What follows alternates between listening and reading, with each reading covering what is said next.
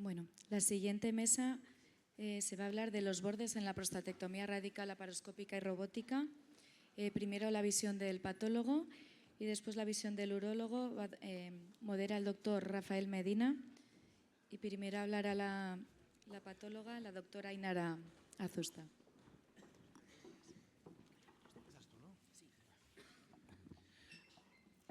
Buenos días a todos. Gracias por la invitación del comité, sobre todo al doctor Roberto Ballestero, y voy a deciros cómo los patólogos vemos estos bordes quirúrgicos.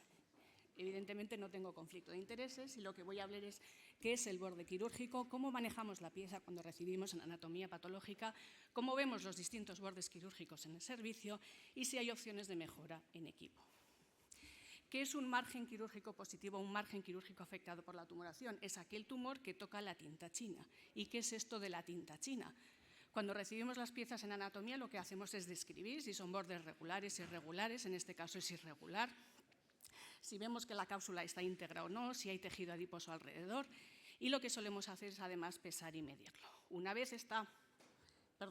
Después lo que hacemos es... ¿Se me oye? Sí. Una vez que hemos hecho todas estas descripciones, lo que hacemos es pintar los márgenes quirúrgicos. Voy a poner un vídeo, a ver si puedo, casero, que lo que hacemos es pintar con un pincel, en este caso con un bastoncillo y limpiar los oídos, toda la pieza quirúrgica en uno o varios colores, dependiendo de lo que queremos hacer. Como veis, en nada interfiere en la integridad de la cápsula ni en la integridad del tejido prostático. Esto es a la izquierda cómo recibimos, cómo queda la pieza posteriormente. Una vez pintada, lo que hacemos es fijar en formol, en una relación 10:1 de formol, lo digo por aquellos servicios que enviáis en formol las piezas quirúrgicas, es importante que estén bien fijadas y una vez fijadas 24 y 48 horas, el tejido es como si se queda duro, fosilizado, y lo que hacemos es cortar de adelante a atrás, de ápex a base, en cortes transversales. Podéis ver claramente que como aquí tenemos... Como tenemos aquí en la segunda loncha el margen quirúrgico totalmente regular, en la cuarta podemos ver un poquito de tejido adiposo que también está pintado, se refieren a márgenes reales que han sido así enviados por el cirujano y por donde ha sido cortada la lesión. En hospitales donde tienen macrobloques se incluyen las secciones enteramente y en aquellos hospitales que no tenemos esta opción hacemos pequeños cortes en las cápsulas que vamos a incluir. Como podéis ver, las cápsulas no interfieren absolutamente para nada y el corte del bisturí no interfiere para nada en la integridad ni de la cápsula, ni el tejido periprostático, ni en la integridad del parénquima prostático. Por lo tanto, no hay ningún tipo de problema en la incisión o en el corte de estos tejidos. Es más, en la parte más posterior de la pieza quirúrgica suele hacer una pequeña incisión con el bisturí de 3 o 4 milímetros, no kilómetros, que soy de Bilbao, pero tampoco tanto, de 3 o 4 milímetros en la zona posterior y, como podéis ver, en nada afecta a la integridad y esa visión que tenemos de las glándulas, de la cápsula, el tejido periprostático y del margen quirúrgico que podéis ver que está pintado en tinta verde en este caso. Un secreto, perfectos no somos, también tenemos poder tener problemas y como podéis ver aquí están pintados en margen de verde, eso quiere decir que es el margen que el cirujano hizo sobre la prostatectomía y luego falta mucho tejido. Esto se puede deber que el tejido no estaba fijado y el corte con el cuchillo no fue perfecto, el cuchillo no estaba bien afilado, incluso los cortes en el laboratorio que personal no tan cualificado hizo este corte y no me sacó la sección completa. Por lo tanto, también tenemos problemas, pero estos bordes no son evaluables. Los bordes no todos son iguales cara al microscopio y vamos a ver cómo hemos evolucionado a lo largo del tiempo. Si os fijáis, hace 20, 25 años hacíamos pocas descripciones en anatomía, ahora incorporamos muchos más factores pronósticos como son los bordes quirúrgicos. Especificamos la localización, el tamaño, la extensión, el Gleason a dicho nivel, si está fulgurado o no, si son regulares o irregulares. Esto, además de proporcionar un factor pronóstico al paciente, también nos sirve al cirujano en ese proceso de aprendizaje que dura toda la vida, en hacerlo un poquito mejor si uno lo quiere. Aquí tenemos un margen quirúrgico, como podéis ver, lo azulito, vamos a ponerlo fácil, es el tumor y toca la tinta china. Esto es un margen completamente regular que yo lo puedo seguir con un lápiz. Mi impresión subjetiva es que este margen, aunque sea tocada el tumor con la tinta china, no sea real. Es como si yo incluyo la próstata o una canica en tinta china y hasta la punta, hasta la parte que está pintada va a ser canica o va a ser próstata, pero a lo mejor más allá de esa tinta no hay tumor, pero las impresiones subjetivas yo no las puedo hacer reflejar en un informe. Tengo que decir lo que veo y en este caso el tumor toca la tinta china. Aquí tenéis todo lo azulito, es el tumor, tejido conectivo por encima del tumor y el margen pintado con tinta negra, que es el margen quirúrgico. En este caso, el tumor no toca la tinta china. Como se me está secando la boca y voy a coger un poco de agua, os voy a dejar a vosotros que valoréis los márgenes quirúrgicos. Un poquito de ayuda. Esas 3 glandulitas azules son tumorales. Es que no tengo... A ver si esto va... No sé cuál es el puntero. Bueno, esas 3 glandulitas que están en línea son glándulas tumorales. ¿Toca o no toca la tinta china? Sí, toca la tinta china, muy bien. En la siguiente imagen, todo lo que es azul es permeación neural y tumor, hay un poquito de rosa y luego está la tinta verde. ¿Toca o no toca? No toca, qué buenos sois, perfecto, no toca. Y diréis, Ainara, ¿y este juego para qué? Pues esto es para explicar que no hay nada subjetivo. Toca o no toca es totalmente objetivo. ¿Y por qué lo digo esto? Hace muchos años una compañera / compañero, por no decir la persona que fue, me dijo, Ainara, yo creo que me tienes manía, a la salida de un comité. Y le dije, sí, ¿y eso por qué? Y me dice, es que todas las próstatas o casi todas me das márgenes quirúrgicos positivos. Esta debió de ser mi cara más o menos cuando me lo contó. Aquí tenemos los márgenes quirúrgicos, vemos 3 glandulitas cómo están tocando los márgenes quirúrgicos, en este caso margen quirúrgico regular, y es verdad que muchas veces, como podéis ver aquí, la cápsula o el tejido prostático viene fragmentado, roto, y en estos casos no valoramos o decimos que no son valorables. Somos rigurosos y solo decimos margen quirúrgico afecto cuando toca la tinta china. Además, podemos ver que algunos márgenes son lisos, los podemos seguir perfectamente con un lápiz y otros márgenes son totalmente irregulares. ¿Y esto tiene importancia? Pues sí, compañeros vuestros ya dijeron hace muchos años que, lógicamente, los márgenes quirúrgicos regulares, como esa primera diapositiva que hemos visto, tienen menos recurrencias de PSA. Probablemente muchos no lo sean, vamos a decir, verdaderos. Y la segunda imagen es un borde irregular que parece que ha habido como una especie de arrancamiento de ese tejido. Además, vemos un artefacto de cauterización muchas veces que está como quemado y ahí dificulta mucho dar el nivel de Gleason a ese nivel. Vemos imagen totalmente con la tinta china marcada, que es irregular, y cuando los márgenes quirúrgicos son positivos de 1 milímetro, irregular o regular pero cauterizado, probablemente tengamos poco tumor en el paciente o ninguno. ¿Hay diferencias cuando preservamos el tejido neurovascular y no? Pues efectivamente sí, en la imagen de la izquierda hay una preservación neurovascular y en la imagen de la derecha no. Esto es lógico pensar que cuanto más me acerque a la próstata, más intente arriesgar para conservar ese tejido neurovascular, voy a dar más márgenes quirúrgicos positivos. Sabéis muy bien que la cápsula de la próstata no es una cápsula verdadera como lo podemos tener en el riñón o en el hígado, que es un tejido conectivo denso con una forma un poco circular y que es muy parecido al tejido conectivo que tenemos en la próstata. Desde el 2005 se aceptó que la extensión extraprostática también es aquella extensión tumoral que tiene unos bordes redondeados protusivos al tejido adiposo y que constituyen un estadio PT3A. Generalmente esta extensión hacia el tejido adiposo es en forma de protusión glandular hacia afuera, pero en la imagen que está al lado de la tinta azul, en la parte superior de la imagen, son pequeñas permeaciones vasculares o implantes que tenemos en el tejido adiposo que a lo largo del tiempo los fibroblastos construyen ese tejido conectivo rosa alrededor para hacer de sostén en el tejido adiposo. Es verdad que la margen de la izquierda por protusión son mucho más fáciles, sobre todo si son grandes, de ver a nivel radiológico y poder planificar la cirugía, y el que está arriba es mucho más difícil a nivel radiológico, está separado de la cápsula por tejido adiposo. Esta imagen es una pieza de prostatectomía radical robótica. Como podéis ver, la tinta china no está alcanzada por la tumoración, los bordes son totalmente regulares, pero en un momentito que el cirujano nos envió un poquito de tejido adiposo adyacente a esta cápsula, veíamos que hay un pequeño implante tumoral. Si yo no tuviera esta imagen de la derecha, daríamos o diagnosticaríamos de un estadio PT2. Con esto no quiere decir que todos los estadios PT2 sean PT3A infradiagnosticados, pero que lo tenemos que tener en cuenta, que solo valoramos aquello que recibimos.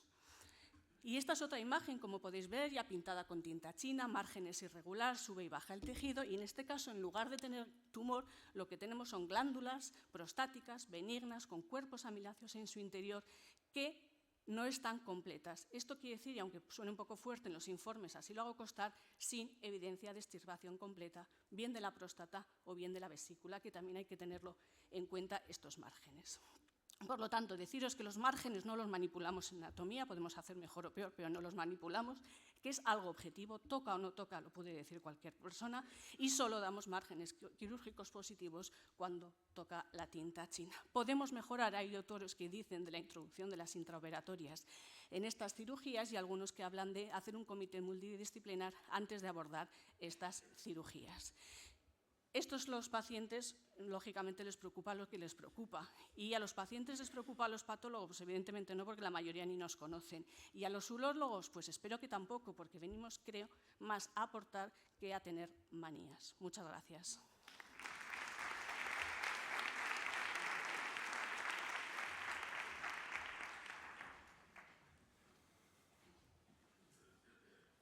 Salgo de aquí, ¿verdad?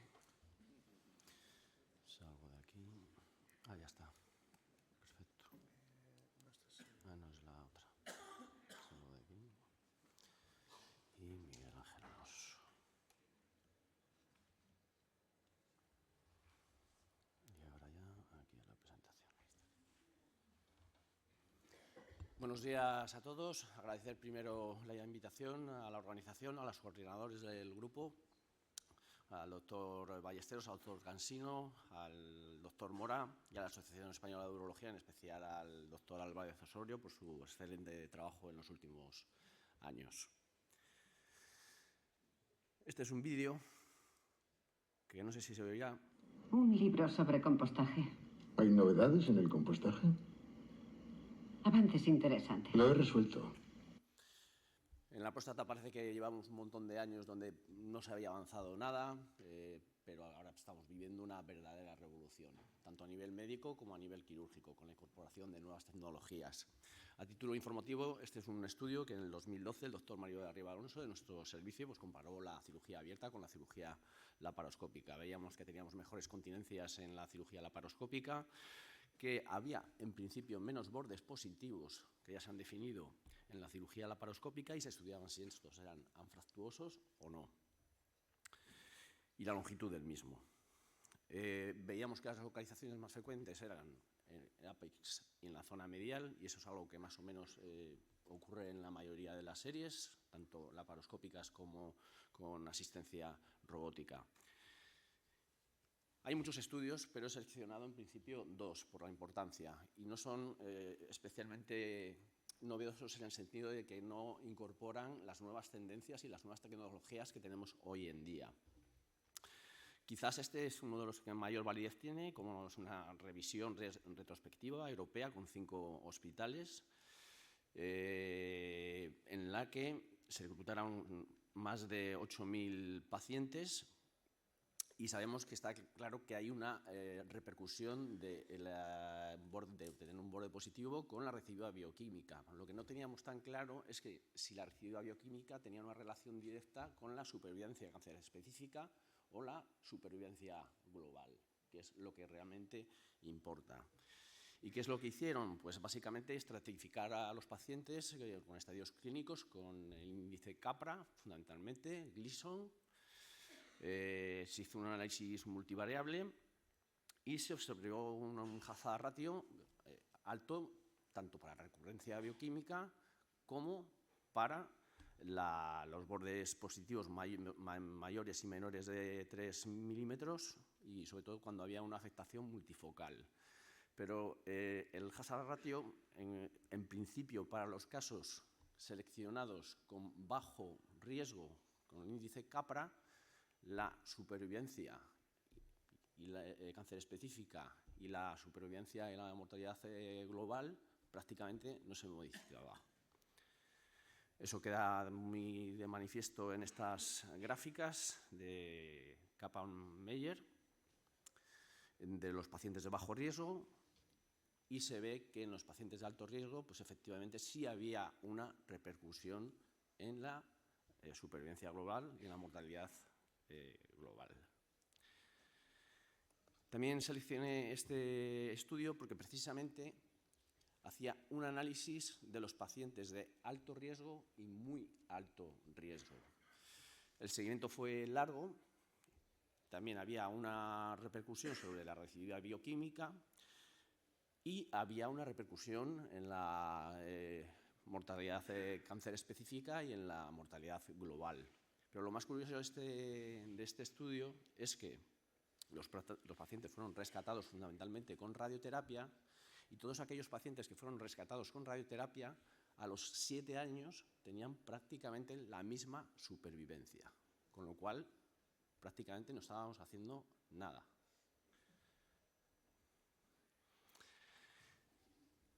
Además, con la cirugía robótica y la cirugía laparoscópica hemos incorporado nuevas técnicas, nuevas formas de abordar la próstata con intención de mejorar nuestros resultados funcionales, como es la cirugía con preservación del espacio de Retzius.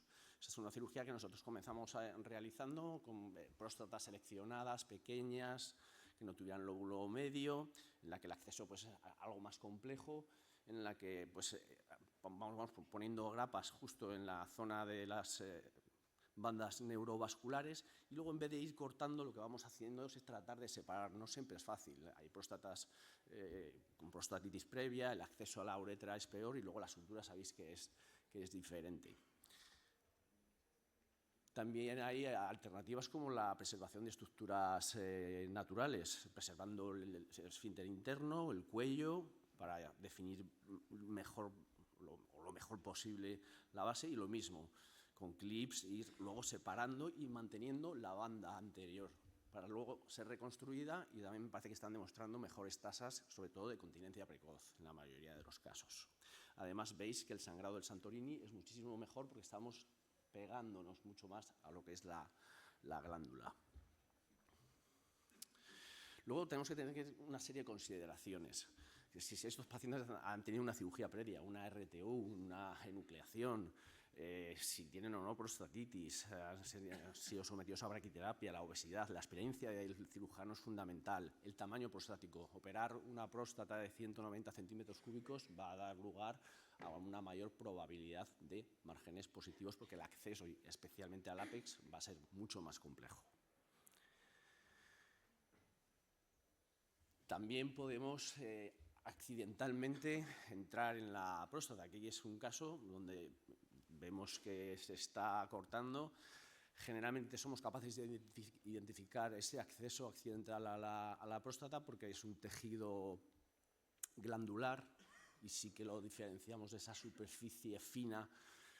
En este caso los autores la identifican, retoman el camino, y lo que solemos hacer la mayoría de los urólogos es dar unos puntos para fijar esa zona y que el patólogo lo identifique. Hay más de 6,4% de incidencia de incisiones accidentales en la prostatectomía robótica. Sabemos que esto va a incrementar el riesgo de recidiva bioquímica, y lo que se recomienda es que se identifique intraoperatoriamente, que se haga una sutura ex vivo de la próstata, que se lo reportemos al patólogo en el escrito, y que el patólogo tenga en cuenta a la hora de definir el borde positivo de esa zona en concreto. Pero ahora además ha cambiado el paradigma.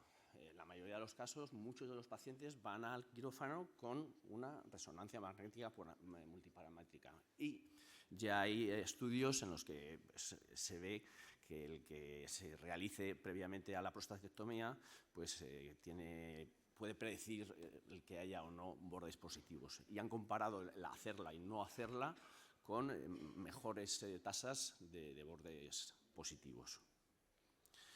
Como he dicho, uno de los factores o una de las zonas princeps en la recidiva bioquímica es el ápex. Es fundamental la disección del mismo, y sobre todo en la parte posterior.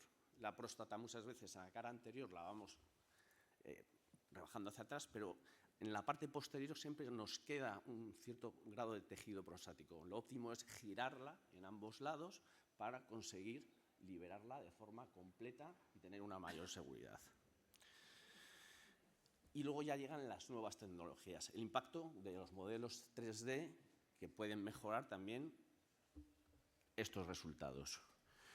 Podemos hacer un análisis in situ de los bordes. Esto es una imagen de la Fundación Puigvert, de un estudio con focal, donde hacían una tinción y seccionaban la zona donde podía haber, previo análisis en 3D, de la zona. Y esta es una por congelación, análisis por congelación de los tejidos, donde después del análisis ampliaban dichos márgenes para reducir los bordes positivos. Y parece que hay artículos donde sí puede haber una reducción en dichos bordes. Y luego está la realidad aumentada y la inteligencia artificial. Aquí debemos de contar con un operador informático al lado de la mesa, se hace una reconstrucción, se identifica cuáles son las zonas que están afectadas en una fusión con resonancia magnética, son capaces de medir todos los movimientos in situ, identificando las zonas que quedan como bordes positivos para a posteriori ser seccionadas. Tanto a nivel de uretra, se puede recolocar la próstata y vemos si se han exhibido de forma completa. Y parece que también que está teniendo muy buenos resultados.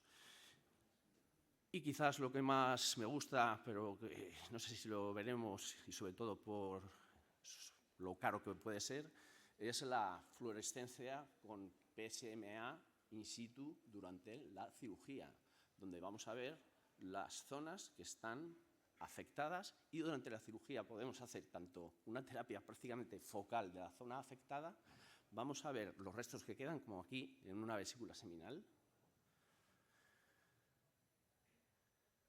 y lo vamos a ver incluso ex vivo, fuera, con ese foco. Esto es realmente bonito, pero caro. Por lo tanto, parece que sí que hay novedades en el compostaje. Muchas gracias.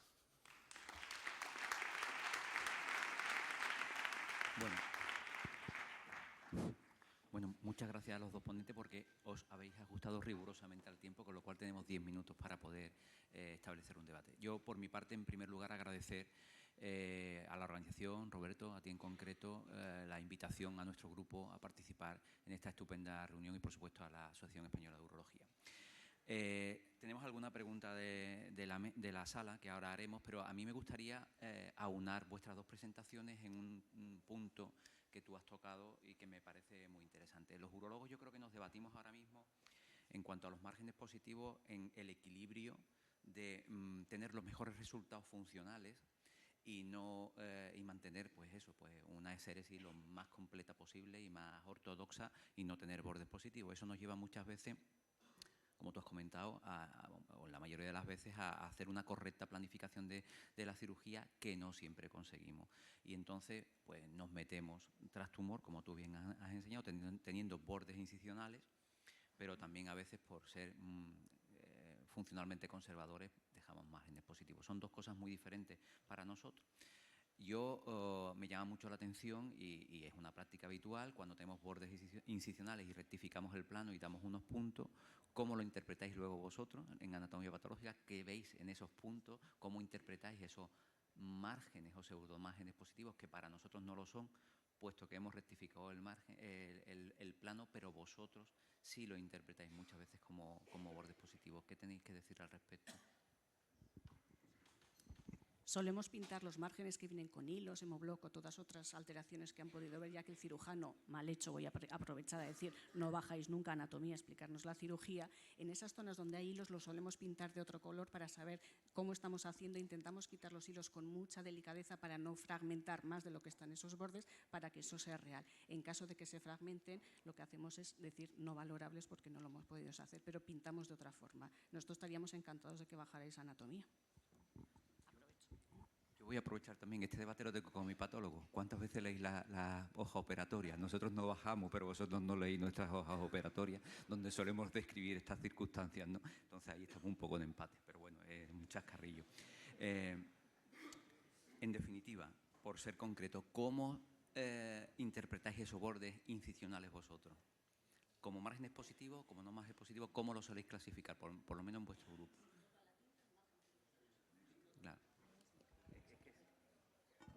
Ese es el problema. Acaba de contestar, si toca la tinta es margen positivo, si no toca la tinta no es margen positivo. Pero claro, si tienes una incisión y pintas con la tinta, esa incisión intratumoral, intraprostática, se pinta de tinta china, con lo cual lo informáis como margen positivo. es no valorable. He enseñado una imagen donde la tinta china está totalmente metida y ahí no es valorable. Si está fragmentada abierta no tiene que estar lisa correctamente para poder valorar. Es verdad que, como tú dices, la tinta se corre más en el tejido adiposo, con lo cual tenemos bastante hincapié en valorarlo bien en la superficie, no en la incisura o donde se mete la tinta. Miguel Ángel, ¿tú algún comentario al Yo, respecto? yo tengo una duda, entiendo perfectamente que si es multifocal o mayor de 13 milímetros va a haber una mayor tendencia a residuo de bioquímica y mortalidad, pero en los anfractuosos, ¿qué significado le otorgáis? ¿Por qué puede tener una mayor relación con una mayor residuo bioquímica? Generalmente los márgenes lisos, entiendo que está todo bien quitado. Los márgenes anfractuosos, lógicamente, yo entiendo que hay más tejido que se ha quedado en la persona, en el paciente, que lo que recibimos nosotros. También difiere mucho, mucho, mucho del cirujano o del urólogo que está operando. Quiero decir que muchos cirujanos nos mandan los bordes limpios casi siempre, a pesar de la cirugía, y otros que están comenzando son más anfractuosos. Yo los tengo sumamente cuidado en expresar los márgenes, la medida, si es regular o irregular, que todo esto puede ayudar al que ha operado y sabe el que ha estado allí como ha sido. ¿Y distinguís mucha cirugía dependencia? ¿Distinguís mucha cirugía dependencia? Igual que vosotros distinguís urólogo dependiente, o sea, perdón, patólogo dependiente.